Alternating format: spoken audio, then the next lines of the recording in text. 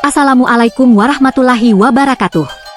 Saudaraku yang dirahmati Allah, bayangkan sebuah negeri di jantung Eropa. Negeri yang dikenal sebagai pusat diplomasi dunia. Gedung-gedung megah, rapat-rapat internasional, keputusan-keputusan besar yang memengaruhi arah benua. Namun di satu malam Ramadan tahun ini, jalanan di negeri itu berubah menjadi lautan manusia yang duduk bersila, menanti adzan maghrib. Meja panjang membentang sejauh 5 kilometer. Ribuan orang berbuka puasa bersama dalam satu hamparan yang menggetarkan hati. Inilah Ramadan di Belgia tahun ini. Sebuah peristiwa yang bukan sekadar acara komunitas, tetapi simbol persatuan, toleransi, dan kekuatan iman. Di tengah berbagai isu sosial di Eropa, di tengah perbedaan budaya dan agama, umat Islam berdiri teguh, menunjukkan wajah damai dan penuh kasih dari ajaran Islam. Di video ini kita akan menyelami sejarah, suasana, makna, dan dampak dari buka puasa bersama dengan meja terpanjang 5 km tersebut. Kita akan memahami bagaimana Islam tumbuh di Belgia, bagaimana umat Muslim menjalani puasa hingga 18 jam, dan bagaimana Ramadan menjadi momentum dialog sosial yang luar biasa. Sebelum kita masuk ke pembahasan mendalam, dukung channel ini dengan like, komentar, share, dan subscribe. Dukungan Anda membantu kami menghadirkan konten edukatif dan inspiratif lainnya. Mari kita mulai perjalanan penuh hikmah ini. Belgia adalah negara kecil namun strategis. Ibu kotanya, Brussels, menjadi pusat pemerintahan Uni Eropa. Di kota inilah berbagai keputusan besar tentang ekonomi, keamanan, dan kebijakan regional dibuat. Namun di balik wajah formalnya, Belgia adalah negara dengan kompleksitas budaya yang tinggi. 3 bahasa resmi, Prancis, Belanda, dan Jerman, hidup berdampingan. Identitas nasionalnya dibentuk oleh keberagaman internal yang sudah ada sejak lama. Keberagaman ini juga membuka ruang bagi komunitas Muslim untuk tumbuh. Hari ini, Islam menjadi agama terbesar kedua di Belgia. Populasinya signifikan, terutama di Brussels. Ramadan di Belgia bukan lagi peristiwa kecil, melainkan bagian dari denyut sosial negara tersebut. Islam mulai berkembang pesat di Belgia pasca Perang Dunia Kedua. Kekurangan tenaga kerja membuat pemerintah membuka perjanjian migrasi dengan Maroko dan Turki. Para pekerja ini datang untuk bekerja di tambang batu bara dan industri baja. Mereka membawa koper sederhana dan membawa iman yang kokoh. Awalnya mereka tinggal di asrama pekerja. Sholat dilakukan di ruangan kecil. Ramadan dijalani dalam kesederhanaan. Namun waktu mengubah segalanya. Mereka menetap. Anak-anak lahir. Masjid didirikan. Komunitas pun berkembang. Tahun 1974 menjadi titik sejarah penting ketika Belgia mengakui Islam secara resmi sebagai agama yang diakui negara. Pengakuan ini memberi ruang legal bagi pengelolaan masjid dan pendidikan agama. Salah satu simbol penting adalah Great Mosque of Brussels yang menjadi pusat kegiatan Islam. Pengakuan ini menunjukkan bahwa sistem sekuler Belgia tetap memberikan ruang bagi kebebasan beragama. Ramadan pun menjadi ekspresi publik yang semakin terlihat dan diterima. Ramadan tahun ini di Belgia menghadirkan tantangan fisik yang nyata. Karena posisi geografisnya, waktu siang di musim semi dan panas bisa sangat panjang.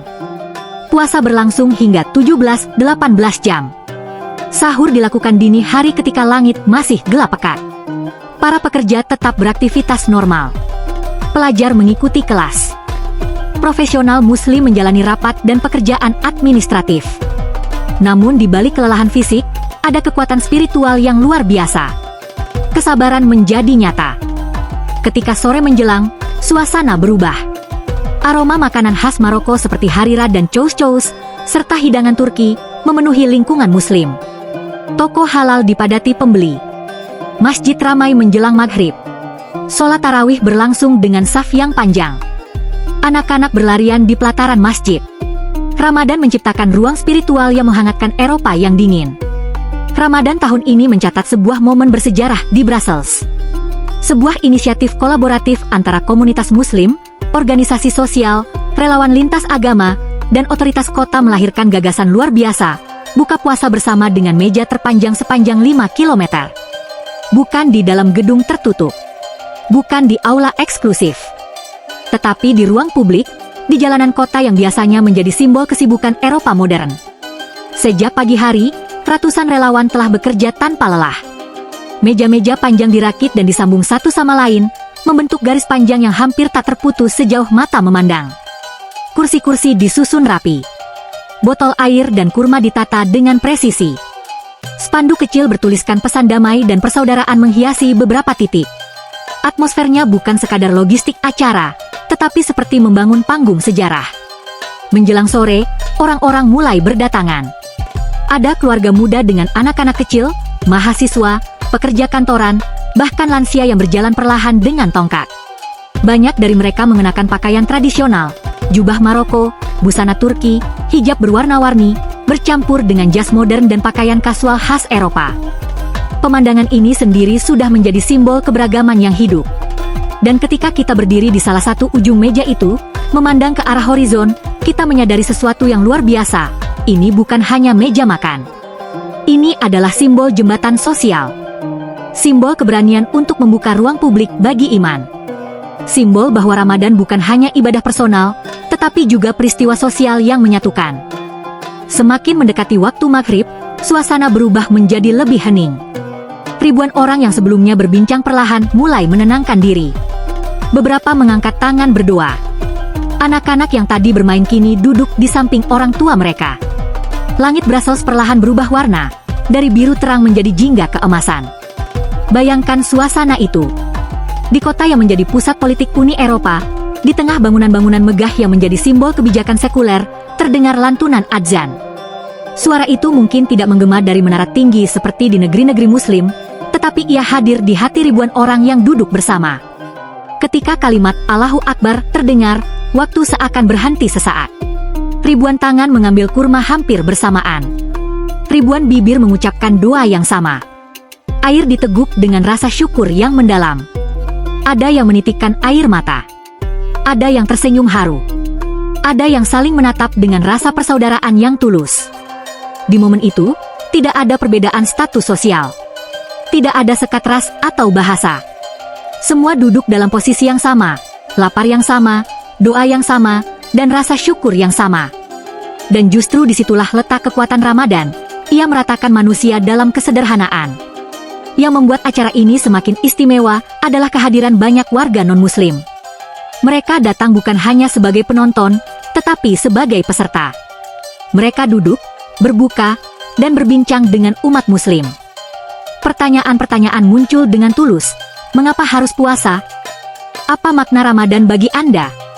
Bagaimana rasanya menahan lapar 18 jam? Dan jawaban-jawaban yang diberikan bukan dalam bentuk debat, melainkan cerita.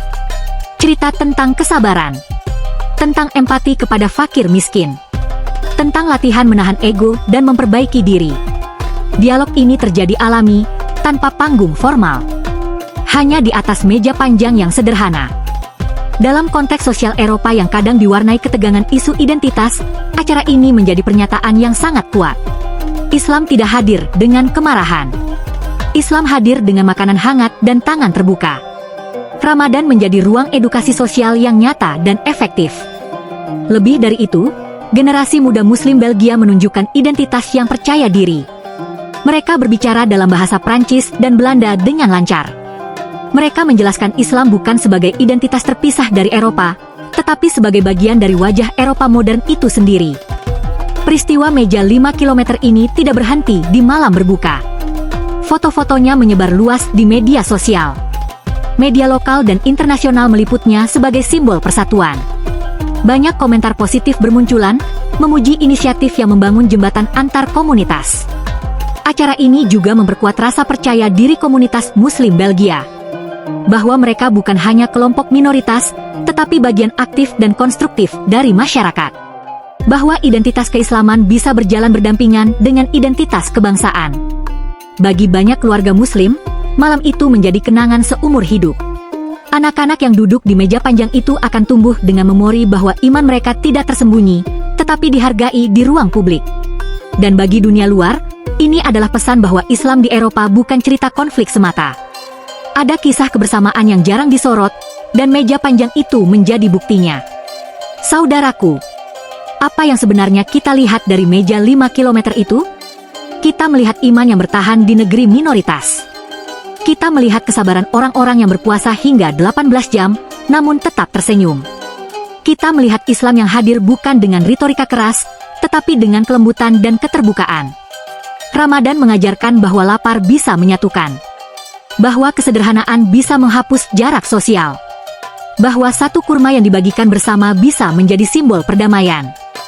Dari Indonesia hingga Belgia, dari desa kecil hingga pusat diplomasi dunia, kita terhubung oleh ibadah yang sama. Kita mungkin berbuka di waktu yang berbeda, tetapi doa kita sama. Semoga Allah menerima puasa kita. Dan mungkin, meja 5 km itu adalah metafora bagi umat Islam global, panjang, beragam, tersebar di berbagai penjuru bumi, namun tetap satu dalam iman.